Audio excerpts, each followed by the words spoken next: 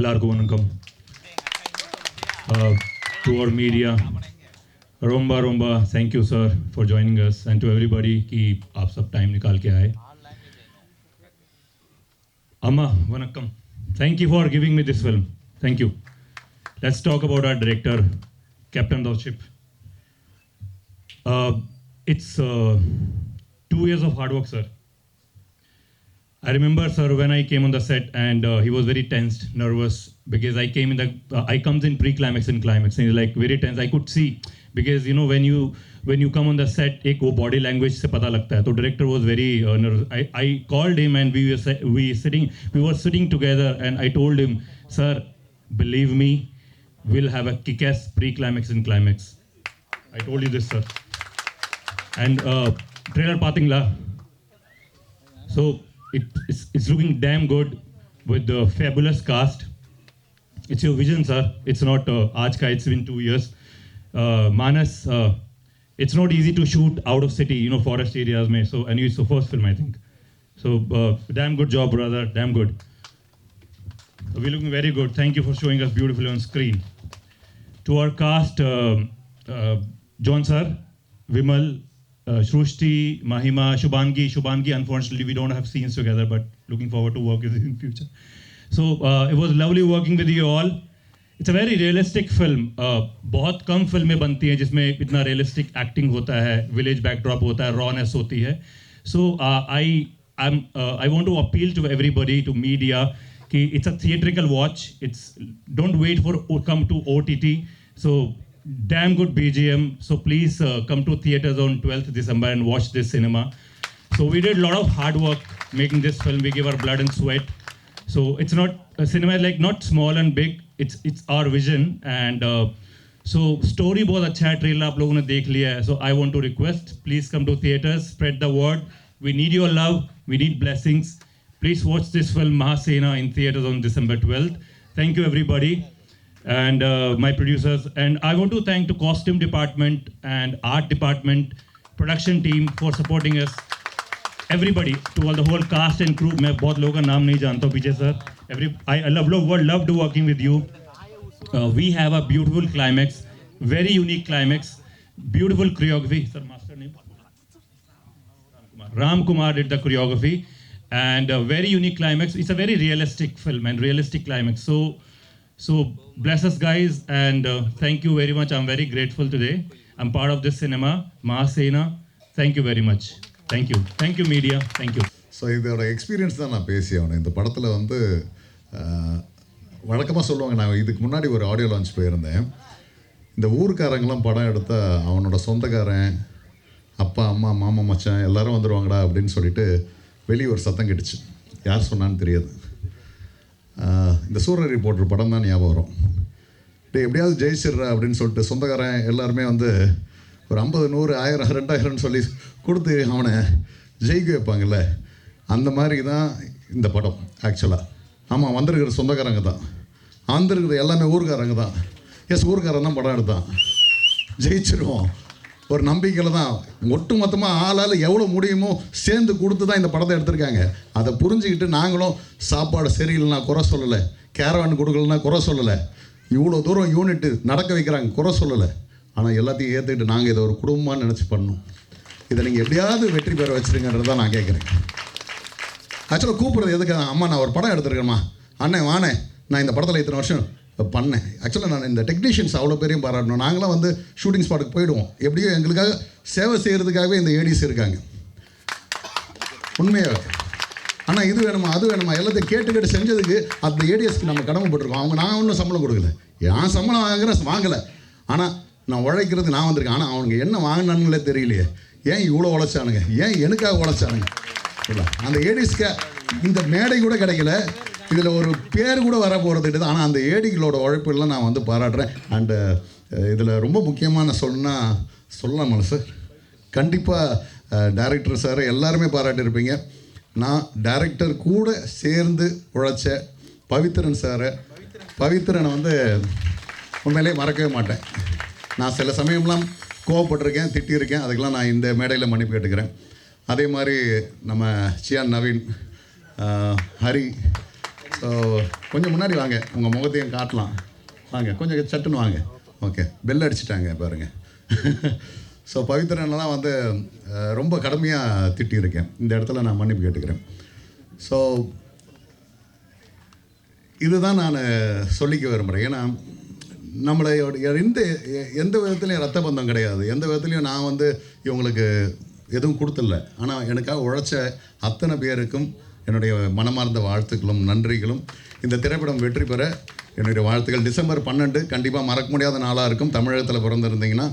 ஏன்னா அது ரஜினி 5 டே, சூப்பர் ஸ்டாரோட பிறந்தநாள் அன்னைக்கு நம்மளோட திரைப்படம் ரிலீஸ் ஆகுது. எல்லோரும் தியேட்டரில் போய் பாருங்கள். வாழ்த்துக்கள். ஸோ எல்லாருக்கும் ரொம்ப நன்றி. வந்திருக்க ஊடக நண்பர்கள், பத்திரிகையாளர்கள், அதுக்கப்புறம் வந்து மேடையில் அமர்ந்திருக்கும் பெருமக்கள் எல்லாருக்கும், அண்ட் எங்களை மாதிரி கலைஞர்களை வளர்த்து வாழ வைக்கிற மக்கள் உங்கள் எல்லாருக்கும் ஒரு வணக்கம். ஸோ இந்த மேடை அப்படிங்கிறது வந்து ஒரு மிகப்பெரிய கனவு. ஸோ அக்கா முன்னாடி சொல்லிட்டாங்க, தம்பி சின்னதாக பேசுகிறேன்னு அடித்து வெளுத்துருவேன் இருக்காங்க. அதனால் கொஞ்சம் ஷார்ட்டாக பேச ட்ரை பண்ணுறேன். ஸோ இந்த மேடை அப்படிங்கிறது வந்து எங்களை மாதிரி கலைஞர்களுக்கு வந்து ஒரு மிகப்பெரிய கனவுங்க. ஸோ அது இவ்வளோ ஈஸியாலாம் வந்து எல்லாருக்கும் கிடச்சிடாது. ஏன்னா வந்து அதுக்கு கிட்டத்தட்ட சொன்னாங்க ஒரு 10 வருஷம் ஒரு கடின உழைப்பு இதுக்காக பின்னாடி இருந்திருக்கு. அந்த கடின உழைப்புக்கு அப்புறம் இந்த ஸ்டேஜ் மேடை மேலே நிற்கும் போது நமக்கு ஒரு ஆத்ம திருப்தி கிடைக்கும் இல்லையா? ஸோ அந்த திருப்தியில் தான் நான் இங்கே இருக்கேன். நான் 2-3 பேருக்கு மட்டும் ரொம்ப தேங்க்ஸ் சொல்லிவிட்டு நான் என்னோடய ஷார்ட்டாக முடிச்சுக்கிறேன் மேக்ஸிமம். ஃபஸ்ட்டு வந்து தேங்க்ஸ் வந்து என்னோடய அம்மாவுக்கு. ஏன் அப்படின்னா வந்து எங்கள் அம்மா வந்து சிங்கிள் பேரண்ட். எனக்கு அப்பா அம்மா ஒன்றா இல்லை, கிட்டத்தட்ட 20 வருஷமாக. ஸோ நாட் சின்ன ஒரு வருஷம் 2 வருஷம் இல்லை, ஆல்மோஸ்ட் 20 இயர்ஸ். நாங்கள் வந்து ரொம்ப வறுமையான குடும்பத்தை சேர்ந்தவங்க தான். வறுமையான குடும்பம்னா அடுத்த வேலை சாப்பாட்டுக்கு வழி இல்லை, அந்த மாதிரி குடும்பத்தை சேர்ந்தவங்க தான் நாங்கள். அப்பாவும் இல்லை அப்படிங்கிறதுனால அம்மா மட்டும் தான் வேலைக்கு போயிட்டு இருந்தாங்க. கம்ப்ளீட் குடும்பத்தோட செலவு எல்லாமே அம்மா தான் பார்த்துட்டு இருந்தாங்க. எங்களை படிக்க வைக்கிறதுக்கு அவங்க எவ்வளோ கஷ்டப்பட்டாங்கன்னு நாங்கள் கண் முன்னாடி பார்த்தோம். ஏன்னா வந்து ஒரு சிங்கிள் விமனாக இந்த சொசைட்டியில் நிறைய எவ்வளோ ப்ராப்ளம் வந்து ஃபேஸ் பண்ணுவாங்க அப்படின்ட்டு நிறைய பேருக்கு தெரியும் இல்லையா? ஸோ அந்த மாதிரி என்னோடய அம்மா நிறைய ஃபேஸ் பண்ணி தான் எங்களை வந்து ரொம்ப கஷ்டப்பட்டு தான் படிக்க வச்சாங்க. படிச்சுட்டு ஒரு டைமில் வந்து நம்ம வேலைக்கு போவோம், சரி பையன் வளர்ந்துட்டான், அவன் நம்மளை காப்பாற்றிடுவான் அப்படின்னு ஒரு கட்டம் இருக்கும் இல்லையா? அந்த மாதிரி வந்து நினைக்கிற டைமில் தான் நான் அடுத்த குண்டை போய் போட்டேன். அம்மா, நான் எனக்கு வேலைக்கு போக பிடிக்கல, எனக்கு மியூசிக் தான் பிடிச்சிருக்கு. இது வந்து எனக்கு எத்தனை வருஷம் ஆகும், எவ்வளோ சீக்கிரம் வளருவேன்னு எனக்கு தெரியாது, ஆனால் ஒரு நாள் வளருவோம்மா, அது வரைக்கும் எனக்காக பார்த்துக்கிறியான்னு அன்றைக்கி சொன்னேன். ஸோ நான் சின்ன வயசுலேருந்து எப்படி எங்கள் அம்மாவுக்கு சம்பாரிச்சு போடலையோ இன்ன வரைக்கும் நான் சம்பாரிச்சு போடலைங்க. ஸோ இன்ன வரைக்கும் சம்பாரிச்சு போடல. ஆனால் அவங்க வந்து இப்போ அன்றைக்கி சொன்ன ஒரு வார்த்தை, உனக்கு அதுதான் சந்தோஷம் அப்படின்னா நீ போய் தாராளமாக பண்ணு, உனக்கு அம்மா சாகிற வரைக்கும் நான் இருக்கேன், நான் பார்த்துக்கிறேன் அப்படின்னு சொன்னாங்க. இன்ன வரைக்கும் அவங்க அப்படி தான் இருக்காங்க. Still she is working women. And அவங்க சொன்ன ஒரு விஷயம், நான் உன் பணத்தை நான் எதிர்பார்த்துருக்க மாட்டேன், நான் சாகிற வரைக்கும் நான் தான் வந்து உழைப்பேன் அப்படின்ட்டு.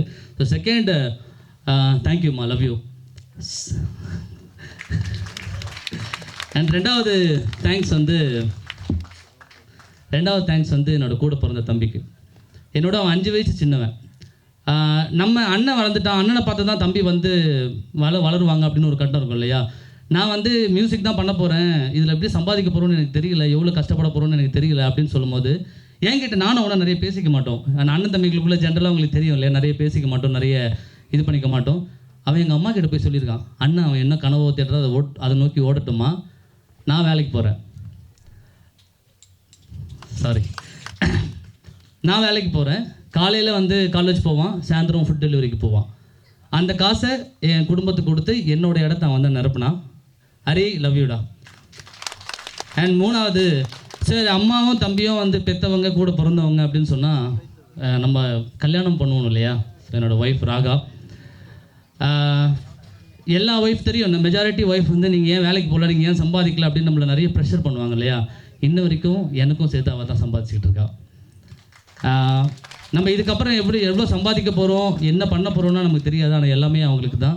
ஸோ இது வரைக்கும் அவள் காஸ்ட்டில் தான் நான் இருக்கேன் அப்படின்னு ஒரு நேரம் கூட என்னை வந்து ஃபீல் பண்ண வச்சதில்லை. ஏன்னா நேற்றுக்கு கூட எனக்கு பெட்ரோல் போட காசு இல்லை.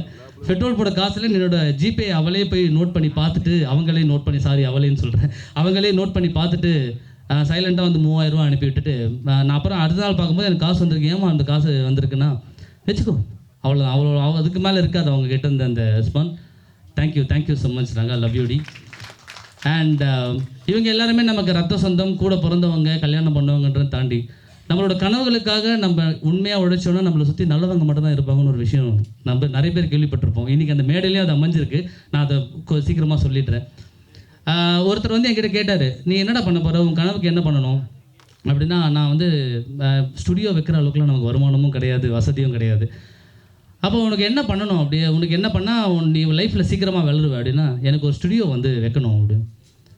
சரி, ஸ்டுடியோ வைக்கணும்னா எவ்வளோ செலவாகும்? ஒரு 25 லட்சம் 26 லட்ச ரூபா ஆகும். 25 லட்சம் 26 லட்சம் உனக்கு வந்து அந்த காசை கொடுத்துட்டா, அந்த ஸ்டுடியோ வச்சு கொடுத்துட்டா நீ வளர்ந்துருவியா அப்படின்னா, நிஜமாக நான் முயற்சி பண்ணுறேன், அதுக்கான பலன் சீக்கிரமாக அடையும், நடக்கும் அப்படின்னு வந்து அவர்கிட்ட நான் சொன்னேன். ஸோ அன்னைக்கு ஆரம்பித்து இன்னைக்கு வரைக்கும் வந்து அந்த ஸ்டுடியோவில் தான் இந்த படமும் அந்த ஸ்டுடியோவில் தான் மியூசிக் பட்டிருக்கு. அந்த ஸ்டுடியோ பேர் பி கியூப் ஸ்டுடியோஸ், மடி பக்கத்தில் இருக்குது. அதை எனக்கு அந்த வாய்ப்பை உருவாக்கி கொடுத்தவர் என்னோட கம்பெனியோட CEO நாகேஸ்வர். ஸோ அவர் இங்கே தான் இருக்கார். நாங்கள் பாடறிவும் படிக்கிறோம்னு ஒரு கம்பெனி இல்லை, ஒரு ஃபேமிலி நடத்துகிறோம். அந்த ஃபேமிலி எல்லாருமே இங்கே தான் இருக்காங்க. எனக்கு சப்போர்ட் பண்ணுறதுக்காக நிறைய பேர் வெளியே நிற்கிறாங்க, உள்ளே வர முடியல அப்படின்றதுக்காக வெளியவும் நிற்கிறாங்க. தேங்க்யூண்ணா, லவ் யூண்ணா. அண்ட் பட் நாட் லீஸ்ட் தலைவன். ஸோ தலைவன் அப்படி ஏன் சொல்கிறேன்னா, ஒரு நல்ல லீடரால் மட்டும்தான் ஒரு நல்ல டேலண்ட்டை வெளியே கொண்டு வர முடியும். தம்பி நீ வளருவிடா, நீ வளரு அப்படின்னு சொல்கிற ஒரு கை, தூக்கி விடுற ஒரு கை நமக்கு எப்போ கிடைக்குமோ அப்போ தான் நம்மளோட, நீங்கள் எவ்வளோ டேலண்ட்டாக இருங்கங்க, நீங்கள் உலகத்தில் உங்களை மிஞ்சின டேலண்ட்டே இல்லைன்ற ஒரு விஷயம் இருந்தால் கூட உங்களுக்காக ஒருத்தர் கை தூக்கி விடணும் இல்லையா? அந்த மாதிரி எனக்கு கை தூக்கி விட்டவர் தான் தலைவன் தினேஷ். ஸோ ஏன் அப்படின்னா வந்து உங்களுக்கு வந்து ஒரு மியூசிக் பண்ணும்போது நிறைய ரெஸ்ட்ரிக்ஷன்ஸ் இருக்கும். இதுக்கு முன்னாடி நிறைய படங்களுக்கு நான் வந்து ஒர்க் பண்ணியிருக்கேன், அடிஷ்னல் மியூசிக் கம்போஸராக ஒர்க் பண்ணியிருக்கேன். ஆல்மோஸ்ட் ஒரு 40 படங்களுக்கு மேலே ப்ளேபேக் சிங்கராக பாடியிருக்கேன்.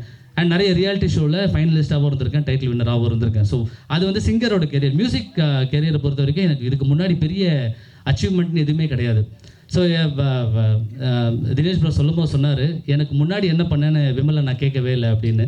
விமலை நான் எப்படி வந்து தினேஷ் ப்ரோவை கேட்கலையோ அந்த மாதிரி தினேஷ் ப்ரோ என்கிட்ட கேட்கல. இதுக்கு முன்னாடி நீ என்ன பண்ண அப்படின்னு என்கிட்ட எதுவுமே கேட்கல. ஒரு நாள் ஒரு ஃபைன் டே கால் வந்துட்டு ஸ்ட்ரெயிட்டாக, தலைவா எங்கே இருக்கீங்க தலைவா, உங்களை நான் மீட் பண்ணுமே அப்படின்னாரு. நான் கூட அடுத்த படம் பண்ணுறாங்கன்னு எனக்கு தெரியும், அந்த படத்தில் ஏதோ பாடுறதுக்கு தான் கூப்பிட்றாங்களோ அப்படின்னு நினச்சிட்டு நான் உடனே கால் பண்ணி பேசினேன். நான் ஸ்டுடியோ வந்துடலாமா, ஸ்டுடியோ வாங்க தலைவா மீட் பண்ணலாம் அப்படின்னு. ஸ்டுடியோ வந்துட்டு நீ என்ன பண்ண, உன்னோட ப்ராஜெக்ட்ஸ் என்ன, உன்னோட ரெஃபரன்ஸ் என்ன, எதுவுமே கேட்கல. 7 ரீல் கையில் கொடுத்துட்டு மியூசிக் பண்ணுறேங்க தலைவா. அவ்வளோதான். அவர்கிட்ட வந்த ஒரே ஒரு விஷயம் அதுதான், 7 ரீலுக்கு பேக்ரவுண்ட் ஸ்கோர் நீங்கள் பண்ணிவிடுங்க அப்படின்னு சொல்லிட்டு சொன்னார். அண்ட் சொல்லும் போது ஒரு விஷயம் கூட சேர்த்து சொன்னார், என்னை வந்து பிரவீன் தான் உங்ககிட்ட அனுப்பியிருக்கான் அப்படின்னு நினைக்கிறேன். இந்த இடத்துல நான் பிரவீனை மென்ஷன் பண்ண நினைக்கிறேன். ஒரு நல்ல நண்பன் உங்கள் வாழ்க்கையில் இருந்தால் நான் நிஜமாக நம்ம வாழ்க்கை நல்லா இருக்கும்னு ஒரு விஷயம் இருக்கு இல்லையா, அந்த மாதிரி நண்பன் தான் எனக்கு பிரவீன். ஏன் அப்படின்னா அவன் இது வரைக்கும் பண்ண எல்லா படங்கள்லையுமே ஒரு ப்ளேபேக் சிங்கராக யூஸ் பண்ணியிருக்கான். மேத்துக்கு ராக்கதன், தினேஷ் ப்ரோவோட முன்னாடி படம் ராக்கதனில் 4 பாட்டில் 3 பாட்டு நான் தான் பாடியிருக்கேன். ஸோ அது மூலிமா தான் நாங்கள் பழக்கமானோம். அந்த பழக்கத்தை உருவாக்கி கொடுத்தது பிரவீன். அவரோட மனசில் போய் அதை வந்து அவர் எண்ணத்தை விதைச்சிருக்கான் அப்படின்னு வந்து என்கிட்ட சொன்னார். இன்றைக்கி நம்மளோட இடையில அவன் இல்லை, இந்த நீங்கள் பார்த்த பாட்டு எல்லாமே வந்து கம்போஸ் பண்ணது பிரவீன் தான். அது வந்து கடைசியில் அதை மெருகேற்றின வேலை மட்டும்தான் எனக்கு. மற்றபடி பிஜிஎம் பேக்ரவுண்ட் ஸ்கோர் ஃபுல்லாக நான் பண்ணியிருக்கேன் இந்த படத்தில். பிரவீன் எங்கே இருந்தாலும் நீ எங்களை பார்த்து சந்தோஷப்படுவேன்னு நான் நம்புகிறேன். ஒரு நண்பனாக நீ இங்கே இல்லைன்னு நான் ரொம்ப மிஸ் பண்ணுறேன் பிரவீன் உன்னை. அண்ட் எல்லாருக்குமே ரொம்ப ரொம்ப நன்றி. ஸோ ஃபர்ஸ்ட் ஆஃப் ஆல் வந்து ஒரு சில கேரக்டரை பார்க்கும்போது நம்மளுக்கு எவ்வளோ சந்தோஷமாக இருக்கும் இல்லையா? ஸோ அந்த மாதிரி நான் ரொம்ப சந்தோஷப்பட்ட கேரக்டர் வந்து நம்ம விமல் அண்ணன் கேரக்டரும் கபீர் சிங் சார் கேரக்டரும். Of course very haunting villain. நீங்கள் அஃப்கோர்ஸ் நீங்கள் படம் பார்க்கும்போது பார்ப்பீங்க, யூ வில் டெஃபினெட்லி அந்த ஒரு விஷயத்தில் இந்த படம் உங்களை வந்து ஏமாற்றவே ஏமாற்றாது. மகாசேனா நாங்கள் எல்லாரும் நிறைய உழைச்சிருக்கோம் இந்த படத்துக்காக. டே அண்ட் நைட் தூங்காமல் சாப்பிடாமல், ஈவன் நேற்று நைட் வரைக்கும் அவ்வளோ உழைப்பு இந்த படத்துக்காக இருந்திருக்கு. நீங்கள் எல்லோரும் தான் எங்களை மாதிரி ஆட்களை, வளர்ந்து வர ஆட்களை வந்து வளர்த்து விடணும். அண்ட் அஃப்கோர்ஸ் ஜான் விஜய் அண்ணா நீங்கள் சந்தோஷப்படுவீங்க. நீங்கள் விஷுவலாக பார்க்கும்போது ஒருத்தருக்கு ஒரு இண்டிவிஜுவல் தீம் ஒன்று இந்த படத்தில் இருக்குது. ஸ்பெசிஃபிக்காக அவங்களுக்கான தீம்னு இருக்கும். அவங்க எங்கே வந்தாலும் அந்த தீம் இருக்கும். அந்த தீம் உங்களுக்கு கேட்டுட்டாலே அவங்க வரப்போகிறாங்கடா அப்படிங்கிற மாதிரி ஒரு ஃபீல் உங்களுக்கு கிடச்சிரும். எல்லா தீமுமே அவ்வளோ ஃபென்டாஸ்டிக்காக அமைஞ்சிருக்கு. எஸ்பெஷலி உங்கள் தீமும், நம்மளோட Kabir sir team and Vimal sir team எல்லாருமே.